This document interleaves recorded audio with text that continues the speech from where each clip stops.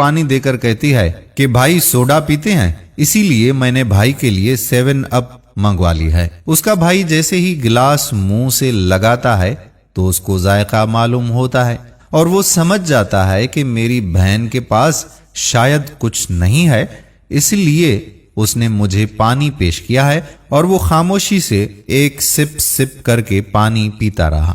اس کا سسر بولتا ہے کہ بیٹا مجھے شوگر ہے، میں 7 اپ پیوں گا، آپ یہ مینگو شیک لے لو۔ یہ سن کر بہن اور بھائی بہت ہی پریشان ہو جاتے ہیں اور بہن سوچتی ہے کہ اب تو میرا راز فاش ہو کر ہی رہے گا۔ بہت ہی شائستگی سے اس کا بھائی اپنے سسر سے کہتا ہے کہ اب یہ 7 اپ کا گلاس جھوٹا ہو گیا، اس لیے آپ کے لیے میں فریج سے دوسرا گلاس بھر کے لاتا ہوں۔ وہ جلدی میں جاتا ہے اور کچن میں جا کر ایک گلاس توڑ کر باہر آ جاتا ہے اور بولتا ہے کہ میرے ہاتھ سے بوتل بھی گر گئی اور گلاس بھی گر کر ٹوٹ گیا، تو میں بازار سے جا کر ابھی دوسری بوتل لے کر آ جاتا ہوں، اس کو آپ یوز کر لیجیے گا۔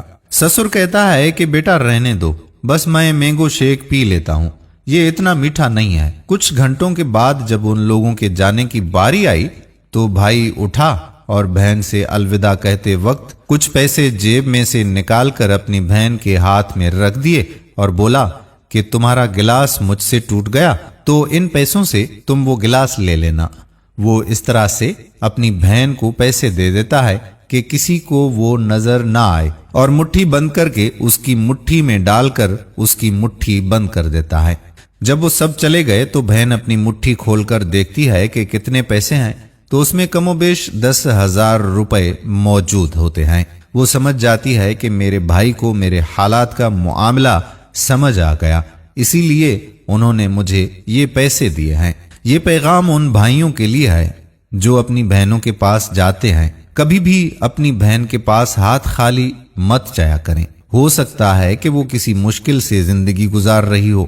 اپنی بہنوں کا خیال رکھیں، کیونکہ بہنیں باپ کے مرنے کے بعد آپ کے آسرے پر ہوتی ہیں اور آپ کا ہی انتظار کر رہی ہوتی ہیں۔